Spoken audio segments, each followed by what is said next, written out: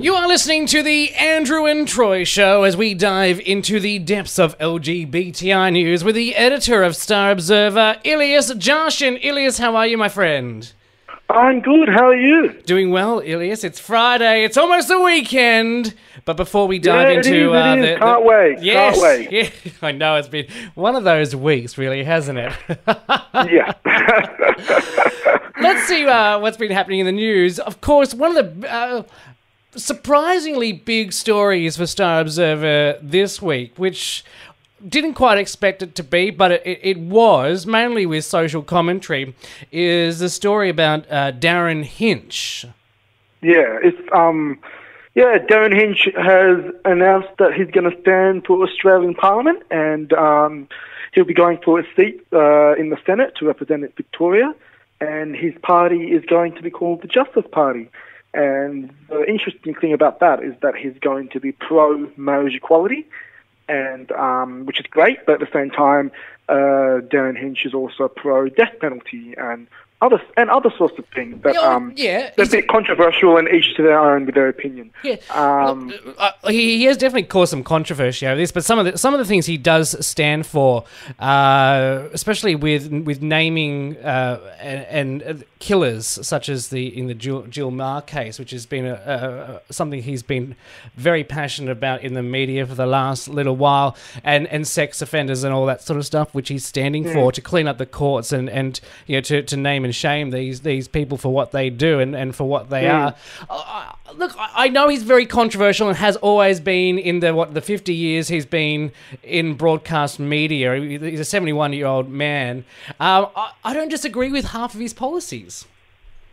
Look, he's got some good policies as well. But these contempt laws and defamation laws are in place for a reason, and Darren Hinch makes no secret. Doesn't even. Well, how do I say that? He doesn't try hard to not challenge those contempt and defamation laws. Yeah, but do they which need in a to way be changed? Is admirable. It's admirable. This is. But at the same time, it can come across as a bit silly because these laws are in place for a reason. Well, yeah, but they're in place for a reason, but are they in place for the right reason? And according to Darren, it's not. Well, look, I don't know. I'm not going to be talking about the complexities of Australia's legal system and the reason and the restrictions they have on Australian journalists, because it's not black and white at all. And that's what I mean when I say it's admirable that Darren Hinch challenges that, because many journalists wouldn't. But having said that, Darren Hinch has moved beyond being a journalist; he's now essentially a commentator. So calling a journalist is a bit inaccurate. Well, he has his blog, which is his own personal blog, and he does a show on Sky News in my research. But I love some of the comments on the Star Observer Facebook. Corey Wenzer, oh please, anything for just a few minutes of publicity to flag a floundering aged media career. Ross Bircham, interesting as he has a massive history of homophobia, I wouldn't vote for the scumbag.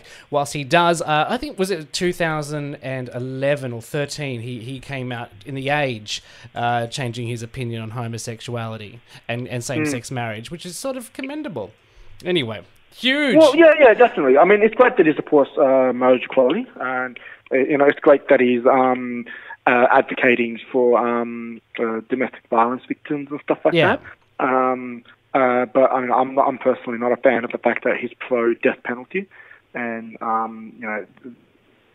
naming and shaming is probably a good thing when it comes to criminals, but you can only go so far. It also depends on how bad their crimes are. I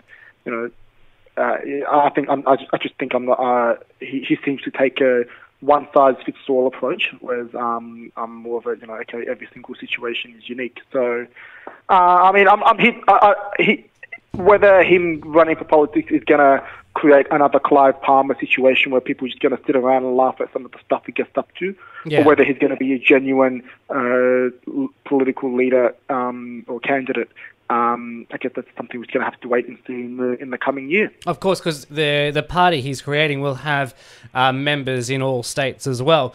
Now, one of the most shared articles on social media this week from Star Observer is the new openly gay Senator Robert Sims.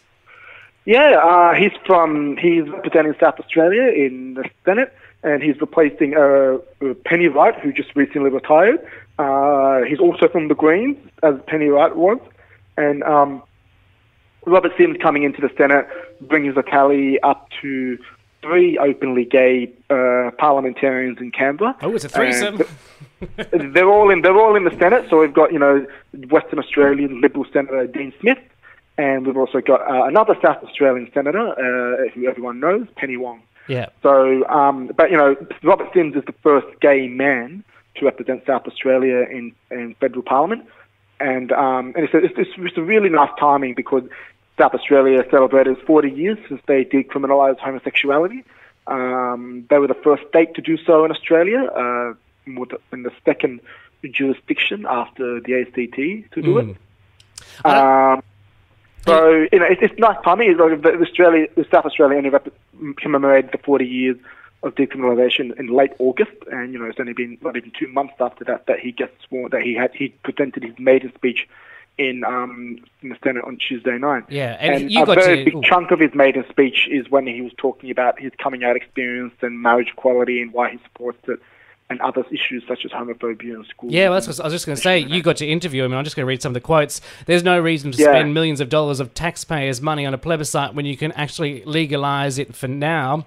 And he also said homophobia, particularly in schools, is another key issue.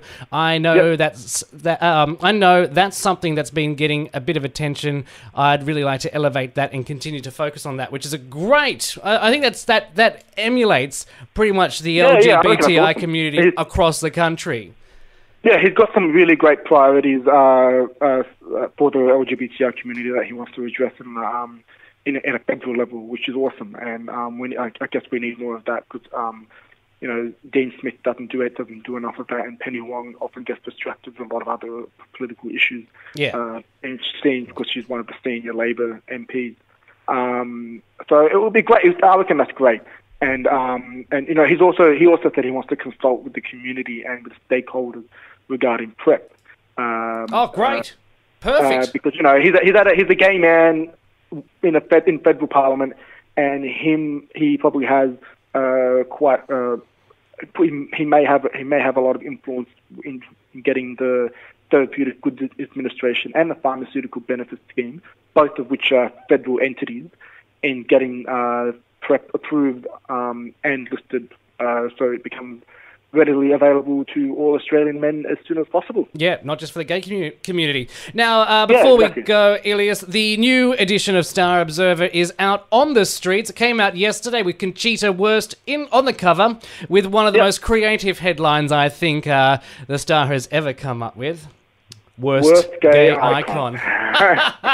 Whoever came up with that, Elias, genius. Absolute genius. I wonder who came up with that, Troy. I wonder who. I am not. Oh, look, tickets on my shoulders. No, it's a great cover. What's inside the magazine this month? Look, there's a lot of things in the magazine this month. We seem to have a bit of a focus on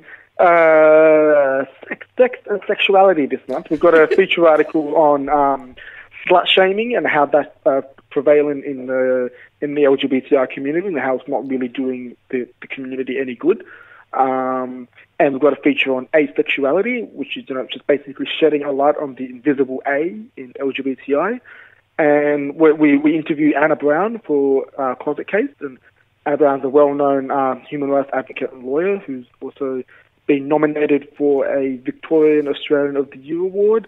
And we also, we've got that interview with Conchita Wurst, and got Morgan Carpenter from organisation International Intersex Australia penning a piece on why intersex-related research must have direct input from the intersex community. Got a snapshot on the state of LGBTI rights in Nepal. We've got have a sneak peek at Canberra's Spring Out Festival and the Q&A with Melbourne DJ Cam Shafari. Good read that one. Sorry? Good read that one. Yeah, that was a very good week indeed. Yeah. So, so it's out available in bars, clubs, cafes, some libraries and gyms. Yeah. All over Australia. Sounds like a bumper issue, Elias. If you want to find out where you can pick up a copy, starobserver.com.au/distribution. And of course, Star Observer on Twitter and Facebook for daily news. Elias, thank you so much for joining us on the show this week, and we'll chat to you next week. Thank you so much, guys.